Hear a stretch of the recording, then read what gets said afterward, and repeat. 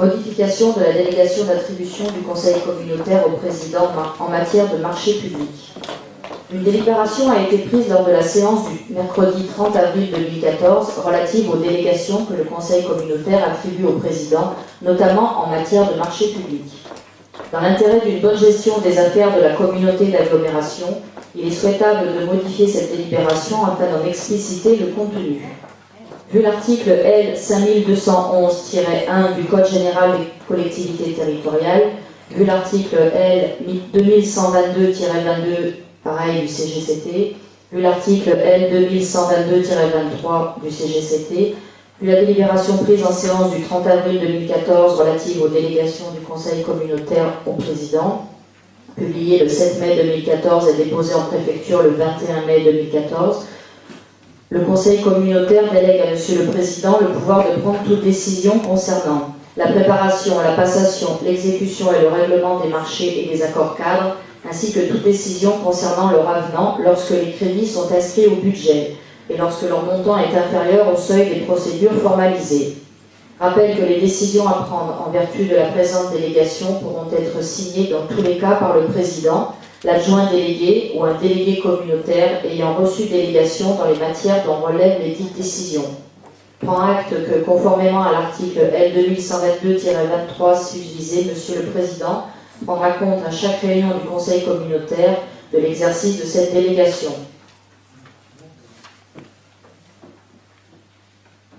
Je vous remercie. Y a-t-il des questions, des remarques? Je vous écoute. Monsieur le Président, je vais décoder pour l'assistance et peut-être certains élus autour de cette table ce que ça signifie, proprement dit, d'un point de vue pratique.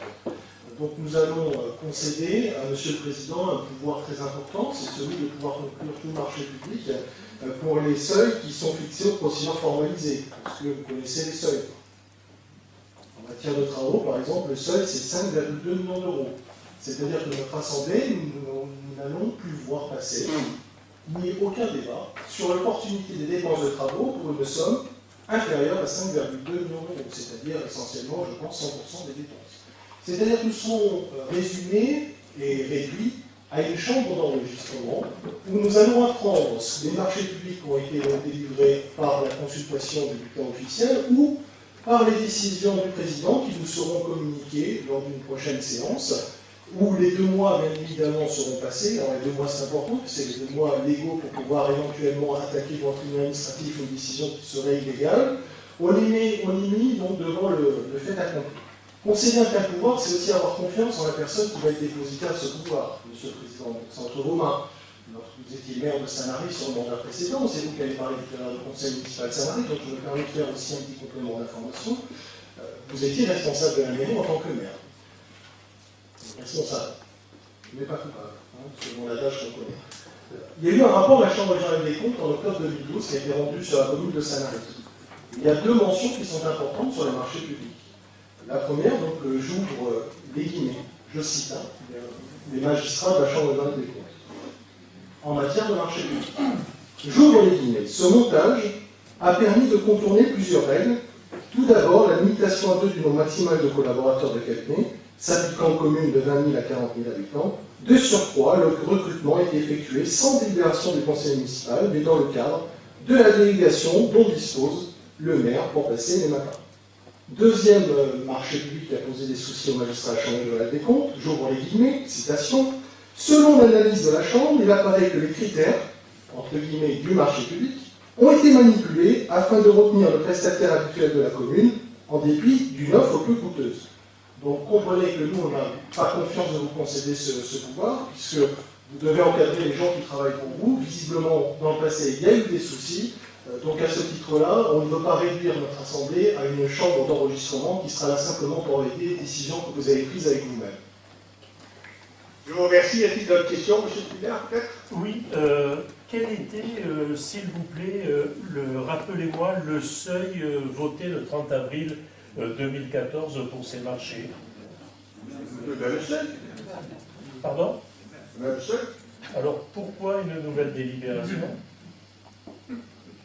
Pour la clarifier, monsieur, je crois que ça commence comme ça le texte de la délibération. Elle n'est pas assez claire, c'est pour apporter des précisions à la délibération précédente. Il n'y a rien de nouveau par rapport à celle sur laquelle on a voté, hormis, enfin, c'est pas qu'on a rien de nouveau, mais c'est plus précis au niveau de la formalisation. Il y a du nouveau, pardon, il y a du nouveau ou pas du nouveau? Il ne peut pas y avoir les deux, hein. Il faut choisir.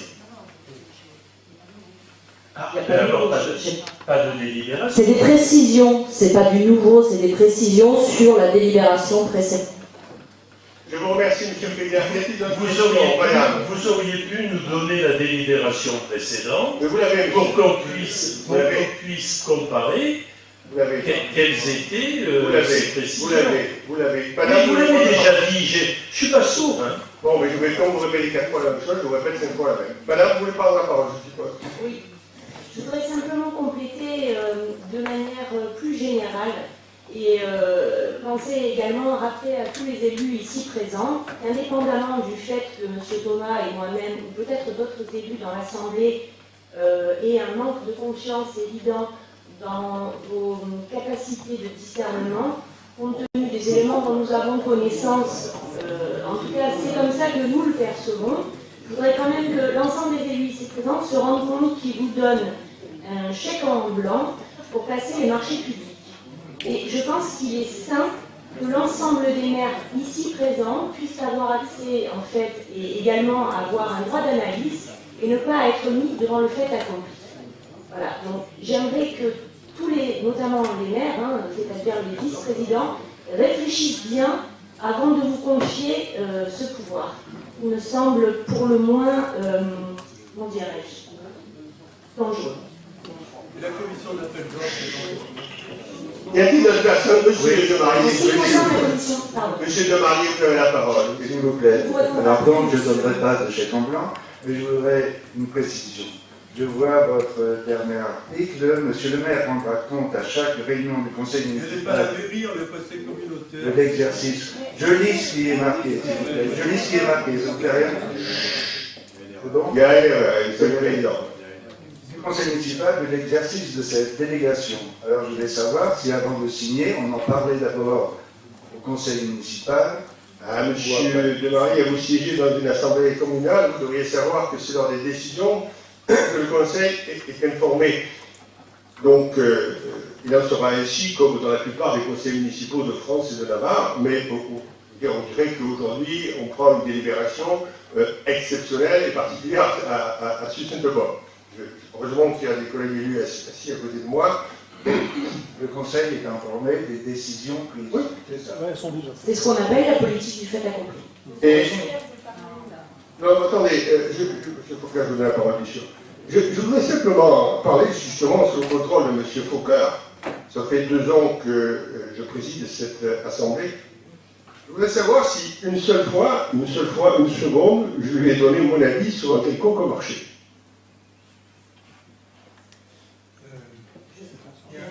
Monsieur le Président, je ne comprends pas très bien cette intervention d'une parcelle qui ont trait à un rapport de la Cour des comptes qui a 2012, moi j'en ai des comptes, de 2012 du Conseil municipal de Sanarlis, qui n'a strictement rien à voir, bien sûr, avec cette délibération. C'est tellement similaire qu'il y a une erreur de rédaction. Vous m'en mettez, madame? Merci. Donc il n'a strictement rien à voir, madame, avec ce dont on parle aujourd'hui. Deuxièmement, cette délibération ne fait que préciser certains points de droit. On peut les reprendre les uns après les autres. Peut-être que la première que j'ai, de ce qui m'intéresse, puisque j'ai une délégation pour présider le CCO m'a été confiée, je remercie cette assemblée, elle précise des points parfaitement légaux. On peut les relire ensemble. Peut-être qu'il y a eu une imprécision il y a 2 ans. On ne fait que rappeler de manière simplette la réglementation comme quoi le président, on commence par la fin, comme quoi le président, lors de chaque réunion du conseil municipal, rendra compte. Je ne vais pas dire que ce soit antidémocratique de rendre compte, à moins de contester ce point. On rappelle la décision de l'ouverture de l'autorisation pour être signée par le président ou par son délégué. Excusez-moi, mais c'est une appareillissage, je ne vois pas en quoi scandaleux. Et la première chose qui dit que le président est responsable de la préparation de la présentation lorsque les crédits sont inscrits et inférieurs au seuil de procédure formalisée pour lesquels il m'a confié la présidente m'a confié la présidence. Deuxièmement, je vous rappelle que ces CAO sont composées d'élus, des vice-présidents et de moi-même comme président. Donc les décisions sont ensuite entérinées, bien évidemment, par le Conseil communautaire. Jusqu'à présent, c'était le cas.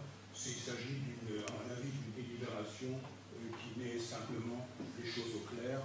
Et peut-être effectivement qu'elles ont été précisées dès le départ il y a 2 ans, mais elles n'ajoutent en droit rien du tout par rapport à ce qui se passait avant. Je dis bien rien du tout. Alors maintenant, vous pouvez faire des références à des choses qui n'ont strictement rien à voir, mais c'est votre jeu. Je peux répondre pour répondre à M. Ferrero donc, et à vous-même, en ce qui concerne donc, la commission d'appel d'offres, il n'en demeure pas moins que le responsable sera donc le président, si je ne me trompe pas. Voilà. Pour vous répondre, M. Fokker, qui avait l'air de dire qu'on fait référence à des points spécifiques anciens qui remonteraient à 2012, je ne voudrais pas être obligée de rentrer dans les détails de l'actualité judiciaire de notre président pour expliquer les raisons, entre autres, pour lesquelles il est mis en examen. Et ces raisons sont, entre autres, liées à des marchés publics. Donc, sans rentrer plus dans les détails, je trouve regrettable que vous considériez que nous avons une suspicion particulière et orientée. Je crois qu'il est juste que l'ensemble des élus en aient connaissance. Et je ne vois pas ce qu'il y a de choquant dans le fait que nous puissions, à notre niveau d'élus locaux, émettre un doute, alors non pas parce que c'est lui, mais parce que c'est un humain comme n'importe lequel d'entre nous, et qu'il arrive parfois qu'on ait des problèmes de discernement et qu'on ne prenne pas les décisions qui sont justes. Et que parfois, quand on commet ce type d'erreur qui, dans le cas de notre président, est manifestement régulièrement répétée, ça conduise à des mises en examen. Donc, je ne suis pas offusquée de dire que j'ai le droit d'émettre un doute sur la confiance qu'on lui porte, et je me permets simplement de rappeler aux autres élus ici présents que c'est important et que contrairement à ce que vous avez l'air de dire, où c'est une décision qui est qui relève, qui n'a rien d'extraordinaire, moi je pense que c'est un pouvoir très important et je pense que quand on ne veut pas d'abus, il faut que le pouvoir soit partagé et contrôlé, tout simplement.